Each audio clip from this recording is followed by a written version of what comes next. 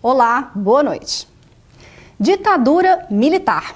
Por que o golpe de 1964 ainda gera tanta polêmica? O tema é destaque em nosso jornal. Novos ônibus do transporte público foram entregues à população de Uberlândia. Falta de recursos para pesquisa em Minas foi discutido em audiência pública na Assembleia Legislativa. E ainda hoje vamos entender fatos históricos que marcaram a ditadura militar no Brasil, com convidados no estúdio. O Jornal da UFO começa agora.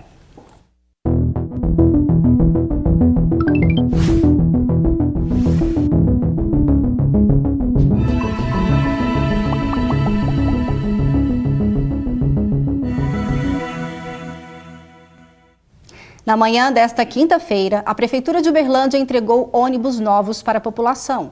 Os veículos vão substituir carros antigos da frota que atende a região sul da cidade. O prefeito Odelmo Leão fez a solenidade da entrega dos 19 ônibus na manhã desta quinta-feira, no Centro Administrativo Municipal. Os carros novos da empresa Autotrans vão circular no lugar dos que estão em operação, que vão ser remanejados para outras linhas ou enviados para a reserva. Foram investidos aproximadamente 6,5 milhões de reais na aquisição dos veículos. Cada um deles tem capacidade para acomodar 65 passageiros e está dentro dos critérios de acessibilidade. Os carros devem atuar em linhas como A117, A363 e E147. Segundo Odelmo Leão, a expectativa é renovar ainda mais a frota de ônibus de Uberlândia, para que a população tenha mais comodidade e segurança. Nós vamos finalizar agora com mais 22 ônibus, um total de 107 ônibus renovados, com as acessibilidades para o portador de acessibilidade, inclusive com letreiros eletrônicos. Então, a nossa meta é melhorar o transporte público para o usuário da nossa cidade e oferecer a eles as condições melhores para poder fazer o uso do transporte público de Uberlândia. Diversos reitores de universidades federais e estaduais participaram de uma audiência pública realizada na última quarta-feira na Assembleia Legislativa de Minas Gerais. Cerca de 5.000 estudantes de todo o estado devem ser afetados pelo corte nas bolsas de Iniciação Científica Júnior. Na ocasião, o reitor da UFO, Valder Stephan Júnior, reforçou a importância da retomada dos incentivos em pesquisa feitos pela FAPEMIG. Uma grande parte da solução dos problemas de Minas Gerais passa exatamente pelas nossas instituições. Sem elas, sem a força de trabalho que nós temos nessas instituições, desenvolvendo pesquisa, desenvolvendo ciência, desenvolvendo tecnologia, fazendo inovação, inovando no ensino, o Estado de Minas Gerais perde competitividade.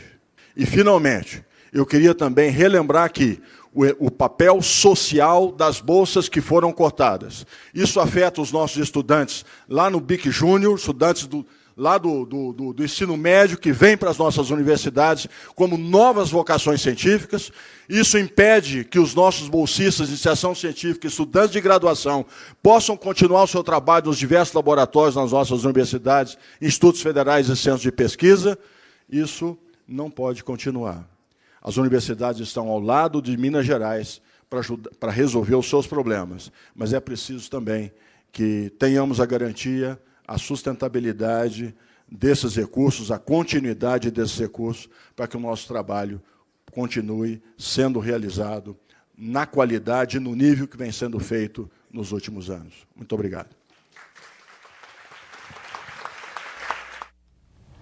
Ainda durante a audiência, os parlamentares mineiros defenderam a criação de uma frente parlamentar de defesa da pesquisa para apresentar proposta de emenda à Constituição que torna crime de responsabilidade a retenção de recursos do setor.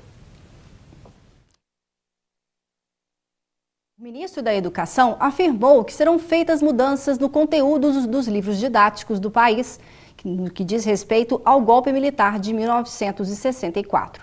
De acordo com as declarações dadas em entrevista ao jornal Valor Econômico, o ministro disse que haverá mudanças progressivas no conteúdo na medida em que seja resgatada uma versão mais ampla da história. Hoje o nosso Jornal da UFO traz o tema ditadura militar no Brasil. E recebemos aqui em nossos estúdios o Afonso Lana, professor aposentado pelo Instituto de Artes da Universidade Federal de Uberlândia. Muito obrigada, professor. Muito obrigado a vocês, um grande prazer poder conversar um pouco sobre isso. Isso. E também o João Batista Camargo Filho, que é advogado e também ex-presidente da 13ª subseção da OAB de Uberlândia. Muito obrigada também pela presença. Prazer, uma honra estar contigo aqui. Bom, mas antes de começarmos a falar sobre esse assunto, nós vamos ver como estão esse tema polêmico nas ruas. Esse tema ganhou destaque na imprensa e gerou muito debate nas redes sociais ao longo desta semana, através de iniciativas do governo de determinar comemorações no último dia 31 de março. A manifestação começou no fim da tarde na Praça da Paz, com pessoas vestidas de preto reunidas com rosas, velas e cartazes, homenageando os presos e desaparecidos durante a ditadura militar. Quando escureceu, caminharam em silêncio em direção ao portão 10 do parque, onde fica o monumento projetado pelo arquiteto Ricardo Otaki, em homenagem às vítimas da ditadura. Outras capitais também realizaram manifestações para relembrar as vítimas do período. Rio de Janeiro, Curitiba, Brasília, Porto Alegre, Recife, Fortaleza, Belo Horizonte e Belém, onde os manifestantes se reuniram em frente à Casa das 11 Janelas, no Centro Histórico, um dos locais onde os presos da repressão ficaram detidos. Também houve manifestações em defesa do golpe militar, exaltando a ação dos militares em 1964, em cidades como Belo Horizonte, Curitiba, São Paulo e Goiânia. O Palácio do Planalto divulgou um vídeo por aplicativo de mensagens que exalta a ditadura militar. Diz que havia medo e que a ação militar se deu a pedido da imprensa e do que chama de povo de verdade. No vídeo, sem autoria revelada, o personagem diz que só em 31 de março a luz voltou a brilhar. O vídeo termina com a mensagem de que o Exército não quer palmas nem homenagens, pois apenas cumpriu seu papel. O presidente Jair Bolsonaro determinou a comemoração da data na semana passada com reações contrárias do Ministério Público Federal e da Defensoria da União, que conseguiu uma ordem judicial proibindo atos com recursos públicos. A decisão foi derrubada pela Justiça de Segunda Instância a pedido da Advocacia Geral da União. Os governos militares instaurados depois de 31 de março fecharam o Congresso por 3 vezes, cassaram direitos políticos de dissidentes, censuraram jornais, eliminaram o habeas corpus, extinguiram as eleições diretas e perseguiram pessoas classificadas como subversivas, muitas assassinadas e desaparecidas sem ter passado por nenhum julgamento. Todos esses fatos são marcadores para a classificação de um regime como ditadura pela comunidade internacional, seja em Cuba, na Venezuela, na China ou no Brasil. O Clube Militar divulgou em 2009 lista de 126 militares e civis mortos entre 1964 e 1985. A Comissão Nacional da Verdade registra 6.591 militares perseguidos pelo regime e 434 mortos e desaparecidos no período. E para começar a nossa conversa, eu gostaria de perguntar primeiro para o nosso advogado, João Batista, o que o senhor acha dessa declaração do ministro da Educação, né, feita recentemente, sobre essa revisão do conteúdo dos livros didáticos, né, e também esse posicionamento do presidente Jair Bolsonaro em resgatar uma comemoração no dia 31 de março? Boa noite a todos. Boa noite. Eu creio que o que o ministro está fazendo é correto. A história tem que ser recontada. A história que está contada não é verdadeira, é meia verdade. A verdade verdadeira tem que ser dita de cara lavada para a população saber, principalmente os mais jovens. Nós, mais velhos, vivemos a época dos governos militares. Pelo menos na minha família, no meu tempo, eu nunca fui envolvido com nenhum tipo de política, não tive problema nenhum com a ditadura que se fala, que eu falo governo militar. Todo o tempo foi muito bem tratado, tive segurança, tive saúde, educação, tive tudo que precisava numa nação, correto. Eu tinha paz social, porque essa história de ditadura que se fala nos livros, com tanta impregnação de terrorismo por parte dos militares, eu não posso concordar, porque eu vivi aquela época, eu não vi isso, eu não visualizei isso. Lógico, no momento era difícil, porque o que as Forças Armadas tiveram que fazer é atender a população que foi às ruas pedir que elas interferissem, porque senão o Brasil seria uma Cuba. Nós estávamos vivendo sob influência cubana, No Brasil tinha muito guerrilheiro treinado por Fidel Castro e Che Guevara. Eu lembro disso como se fosse ontem. Então não é bem assim o que você está dizendo, essa história tem que ser recontada. Existiu excesso? Existiu. Ninguém pode dizer que não existiu. Existiu tortura? Creio que existiu. Não estou dizendo que não existiu. Eu estou dizendo que ela tem que ser recontada de uma forma mais verdadeira. Ok? Agora eu fiquei curiosa para saber a opinião do professor Eu penso Afonso Lama sobre esse exatamente assunto ao também. contrário do colega. Em primeiro lugar, evidentemente, quem não opôs ao sistema não vai sofrer perseguição. Mas quem tem alguma forma de contestação sofreu, é o meu caso específico, que eu fui preso. E eu coloco assim, essa questão. Primeiro é o seguinte, a própria ruptura da legalidade, porque o golpe não estava previsto, a intervenção militar não estava, e houve essa intervenção. Independente se ela foi boa ou mal, houve uma intervenção militar que rompeu com a legalidade, que a Constituição não previa isso. Agora, evidentemente, quem não fez nada, não se opôs, o que apoiou, não vai ter. Assim seria em Cuba, assim seria na União Soviética, assim seria na China, assim seria em qualquer lugar. Agora, eu tive a experiência dentro do movimento estudantil. O que aconteceu com você, assim? Olha, eu acompanhei o golpe de 64 de perto, porque parte da minha família era de militares e participaram do golpe. Eu tinha nessa época 16 anos de idade. E eu estava na fazenda, e meu avô, esse tio meu, ele participou de várias tentativas de golpe, Jacareacanga, Aragaça, uma grande pessoa, mas eu digo isso.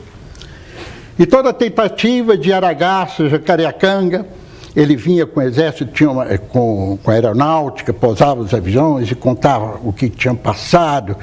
O movimento putschista, quer dizer, golpista de Aragaça e Jacareacanga, foi no governo Juscelino Kubitschek. Para o meu tio, Juscelino Kubitschek era um comunista de pior qualidade. Então, nesse interior, houve esse golpe, e veio aquela quantidade de militares para conversar sobre o golpe, e nós vimos a questão da tortura já foi colocada por eles presente na minha frente. Quando eu voltei a Ouro Preto, que era onde eu estudava, vi a maior parte dos meus colegas presos. Então, eu era ainda estudante secundarista. Mas quando eu entrei na universidade, em 1967, entrei no diretório acadêmico, eu comecei a sofrer os problemas. Primeiro que, por acaso, na minha posse no diretório acadêmico, nós fizemos a primeira greve. Veio o representante da UEE propondo uma greve contra um acordo do MEC-USAID. E eu levantei e pedi a votação e ganhou por maioria absoluta dos votos. A partir daí eu comecei a sofrer problemas dentro da universidade. Era estudante de veterinária, eu ia fazer prova, como eu saía bem nas provas, eles colocaram uma pessoa para vigiar e fazer prova.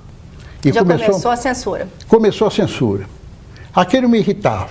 Era prova prática, prova teórica, estava lá um professor ou um funcionário ao meu lado. Então, aproveitando essa sua experiência de vida, né, esse relato de alguém que viveu na pele a censura, o senhor foi preso? Eu fui preso, mas posteriormente. Né? Então, como que o senhor vê, João, essa questão da revisão de fatos históricos? Porque temos diversas pesquisas, provas. Que revisão que seria esta possível, de uma visão mais ampla da ditadura? Eu te digo o seguinte, de ambos os lados teve excesso. Olha, guerrilheiros, teve muita guerrilha no Brasil, urbana e rural, muitas guerrilhas. Muito assalto a banco, muito ato terrorista das cidades impregnados pelos terroristas orientados por Fidel Castro. Cuba era a mãe de tudo isso aí, porque queria-se fazer no Brasil uma ditadura comunista. Eles brigavam, discutiam, iam para a rua contra a ditadura militar, mas queriam a ditadura comunista. A meu ver, é muito pior. Nós temos exemplo aqui pertinho, tá? É a Venezuela. Nós temos recentemente, Dilma, por exemplo, participou de um bloco, de um grupo armado armado, brigando com o governo militar. E ela queria o quê? Democracia? Não, ela está mentindo. Ela queria implantar a ditadura comunista. Isso que eu discordo. A verdade tem que ser recontada para dizer, botar os pingos nos is. É sobre isso que estamos querendo falar. Houve já a criação de uma comissão de verdade. Agora, o senhor não acha estranho o posicionamento, como se todas as pesquisas, fatos históricos de N pesquisadores, porque essa questão que o senhor coloca também é vista como um possível, como a gente coloca, um motim para que pudesse ter tido um golpe de Estado, teria que ter uma justificativa. Então, esses dois lados da história, como é que a gente vai conseguir entender a partir de agora, através do ministro, declarações do governo, esse novo posicionamento desse fato? Haverá mesmo uma revisão histórica do que aconteceu? Te digo o seguinte, a comissão, na verdade, não tinha uma pessoa do lado dos militares que estiveram lá, nenhuma. Todas que estavam lá estavam vinculadas ao Partido Comunista ou pessoas ligadas a viés comunista. A mentira, essa comissão não foi da verdade. Então, você acredita que foi uma comissão que... Ora, que isso? Não foi... Não, ela verificou só o lado que aconteceu contra os terroristas, os comunistas. Não viu o que os terroristas e os comunistas fizeram do lado dos militares. Ora, então se você vai contar uma história, você tem que buscar a verdade. A verdade é de ambos os lados, não é de um lado só. O que está sendo contado no Brasil é a verdade de um lado só. Quer dizer, chama-se os governos militares de ditadura. Ora, naquele momento que Jânio Quadros renunciou à presidência e que Chiang Kai-shek estava na China, já articulando alguma coisa, ele estava lá em viagem oficial. Olha, eu vou te contar, naquele momento... A gente volta a falar daqui um pouquinho sobre esse assunto. Está vendo que é um assunto muito amplo que instiga muitos debates. Mas veja, será que haverá chuva esta semana? Vamos ver a previsão do tempo.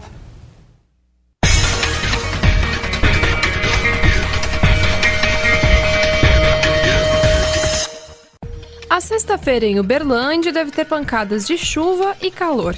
Mínima de 20 graus e máxima de 30. E a previsão para Monte Carmelo é a mesma, 90% de chance de chuva, mínima de 20 e máxima de 30 graus. Em Patos de Minas, as temperaturas também variam entre 20 e 30 graus. Tem possibilidade de chover durante todo o dia. Em Ituiutaba, como sempre, fica mais quente. Tem 80% de chance de chover e a mínima será de 21 graus, com máxima de 33. Em Patrocínio também deve chover. Os termômetros marcam entre 19 e 31 graus. Nós também queremos saber qual a sua visão sobre a ditadura militar no Brasil. Participe conosco, envie suas perguntas para os especialistas aqui no estúdio. Pode ser pelo WhatsApp ou Facebook da TV Universitária. Nós voltamos já.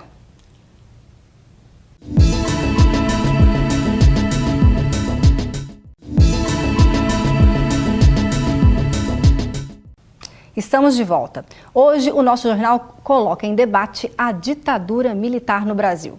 Veja as diferentes visões e posicionamento das pessoas sobre o assunto. No tempo que eu lembro, para mim não foi ruim não, gostei. Gostei muito. Uma coisa muito cruel, né? Foi uma pessoa muito torturada, pessoa morta. O Brasil eu acho que não precisava disso, que acho que tinha que ter uns presidentes para não ter esse tipo de problema. E acabou colocando um presidente que é da ditadura. Eu não sou a favor da ditadura militar e não acho que seria o ideal para agora, nós aqui não. Acho que como estava antes, estava melhor do que a ditadura militar. Claramente foi um movimento por parte dos militares, em colui também com interesses internacionais dos Estados Unidos, em assegurar o controle hegemônico americano nos Estados Unidos.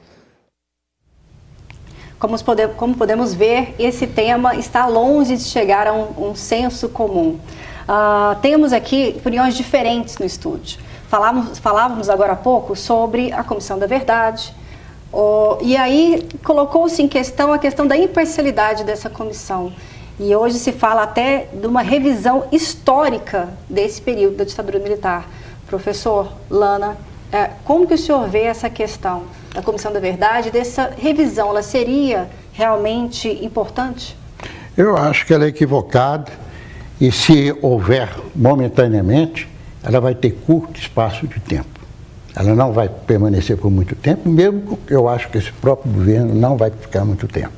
Agora, o que eu quero dizer é o seguinte: evidentemente, a Comissão da Anistia é para apurar os crimes cometidos pela ditadura, da mesma forma que foi no leste europeu. Não vão responsabilizar aqueles que combateram. O objetivo é os crimes cometidos pela ditadura.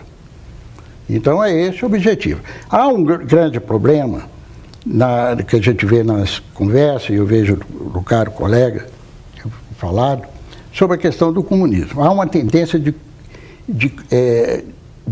colocar qualquer força contraditória como comunista, que isso é entre comunistas versus democratas. Isso foi durante toda a ditadura. Sim. João Goulart nunca foi comunista, é bom dizer. Foi um nacionalista com um projeto bem específico, como Brizola e muitos outros, que foi considerado comunista, como uma justificativa para dar o golpe.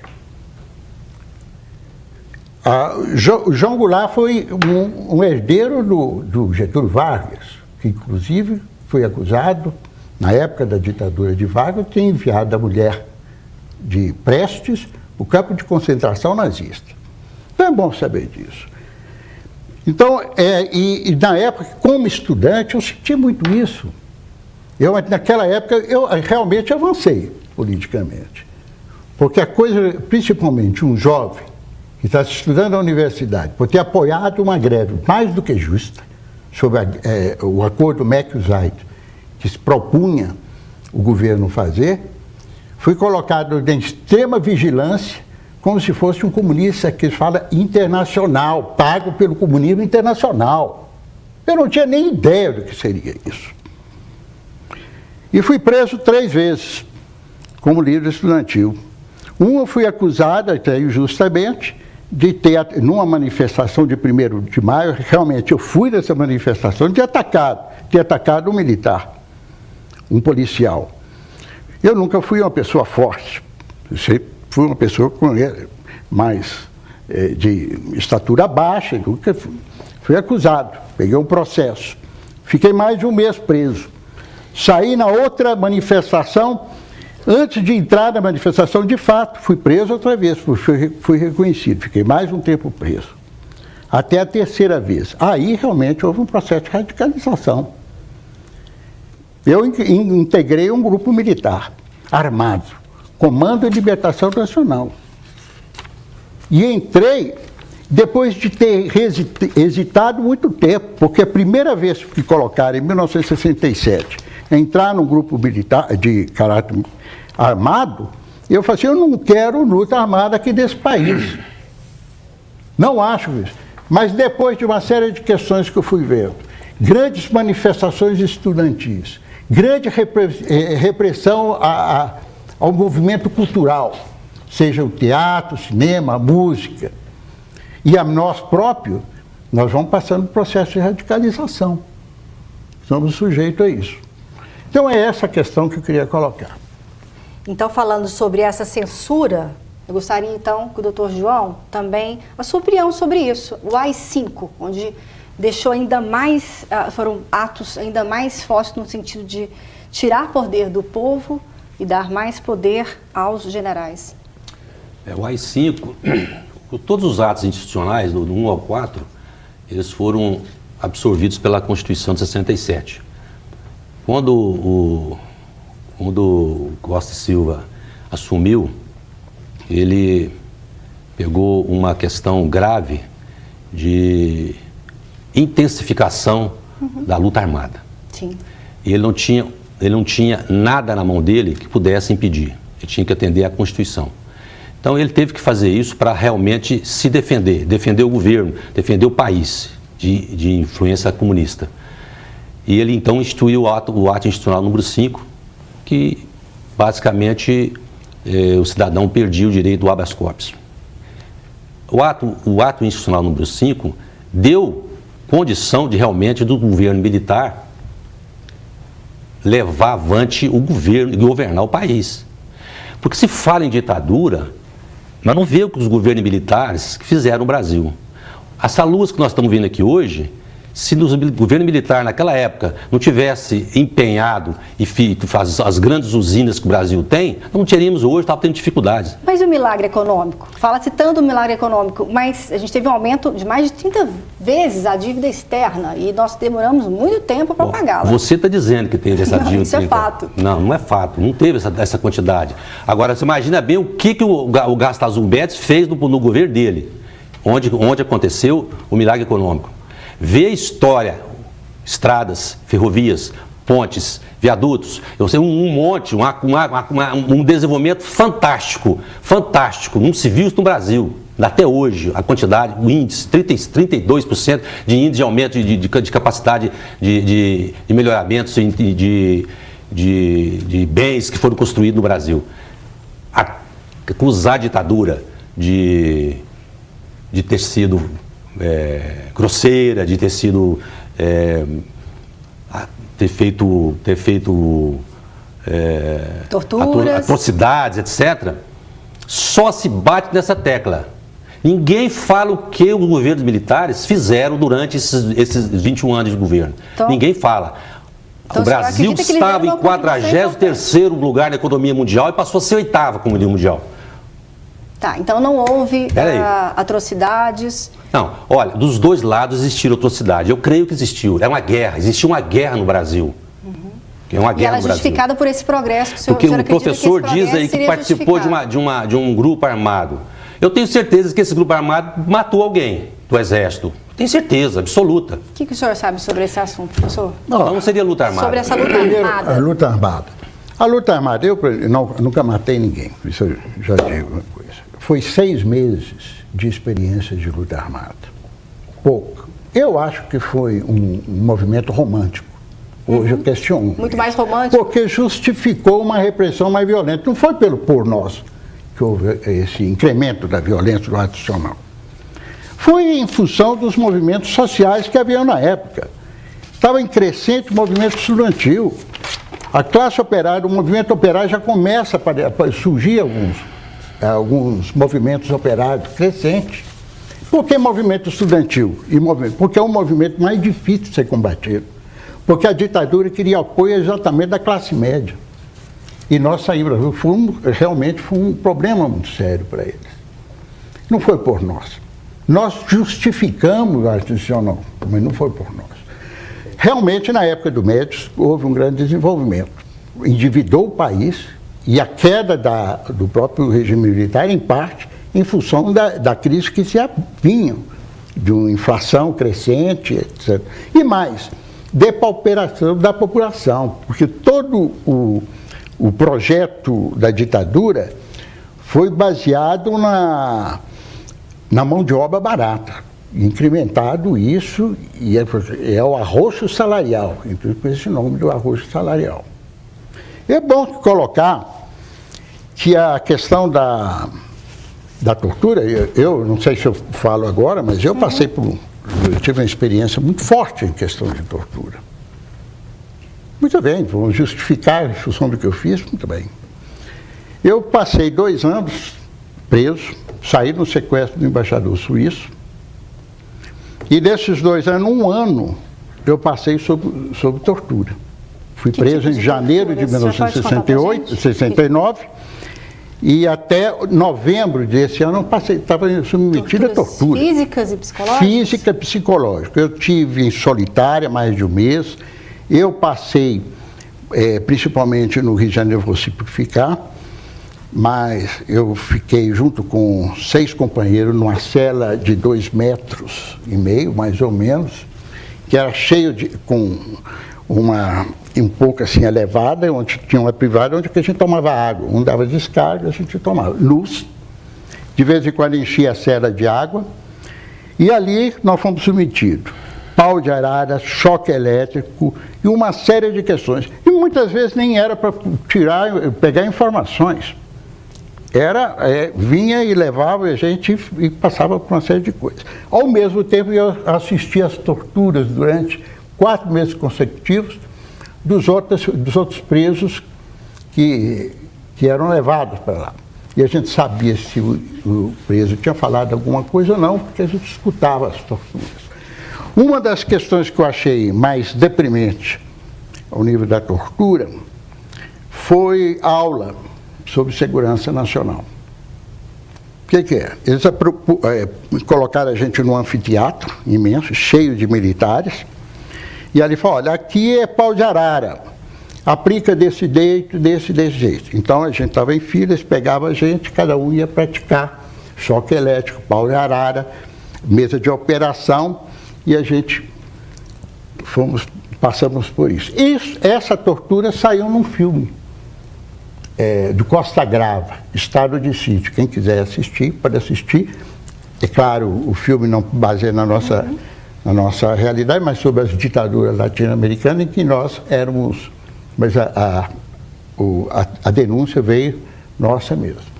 Bom, esse tema gera muito debate.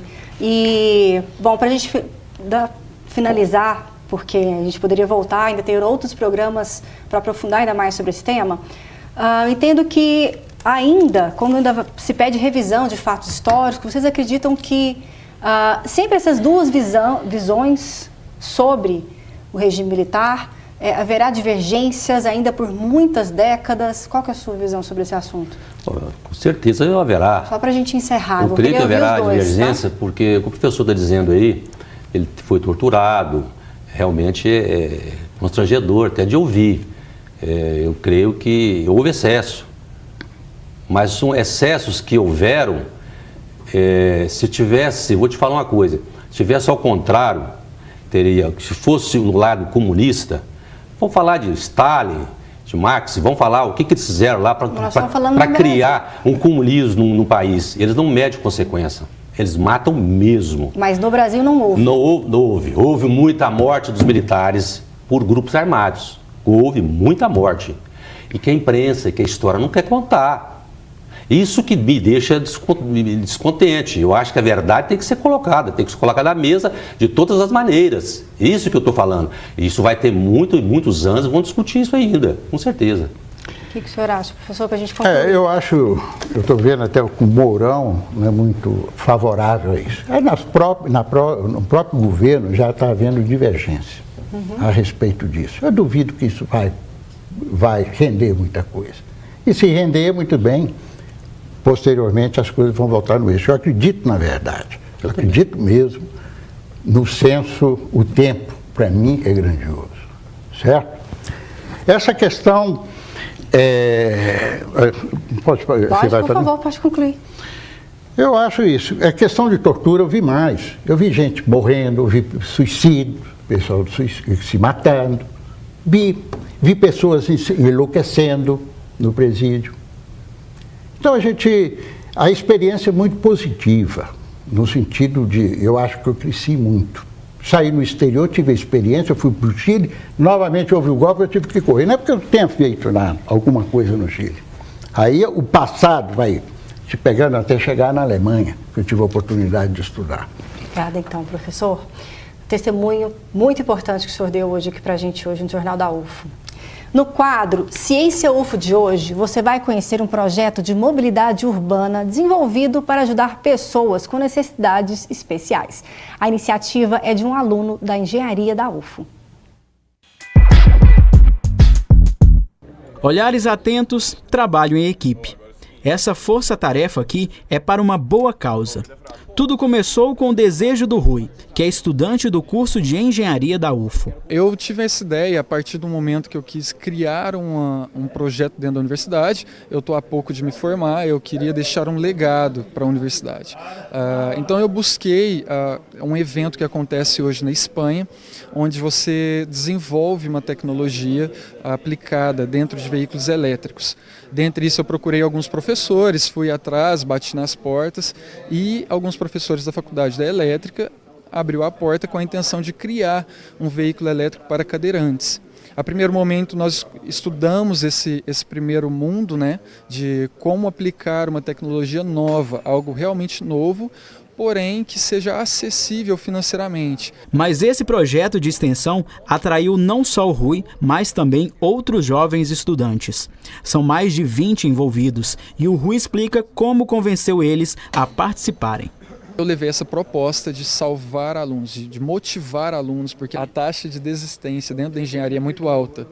Então, isso motiva a gente a querer ajudar outras pessoas que estão tentando desistir. E a taxa de desistência é tão alta que seja do segundo período, quinto período, oitavo período. Então, nós queremos reduzir essa taxa também. Ideia que o Rui bateu de porta em porta e ganhou apoio. É o que conta o professor e coordenador do projeto. À medida que o tempo foi passando, a gente foi mudando um pouco a cara do projeto, né?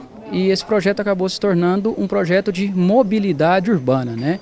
Voltado aí principalmente a veículos elétricos adaptados, né? Triciclos, motonetas, né? Veículos desse porte, né? E a competição agora passou a ser, na verdade, um local, né? Onde os alunos vão poder trocar experiências, né? Relacionadas a tecnologias da área automobilística, né? Tanto com universidades do Brasil e fora.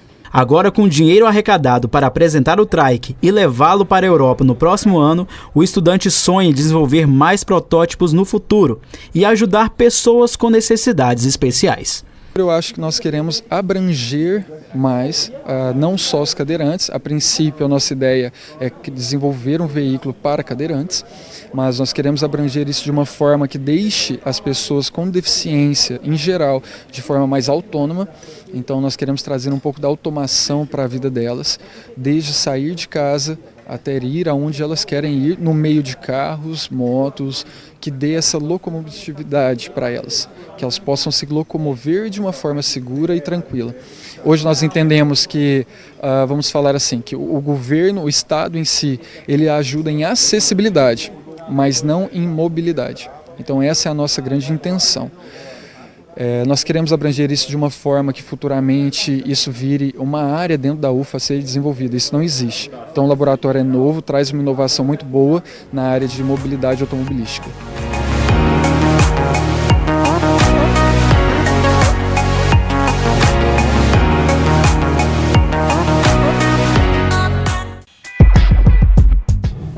Estamos chegando ao fim. Quero agradecer a participação do professor Afonso Lana e também do advogado Dr. João Batista.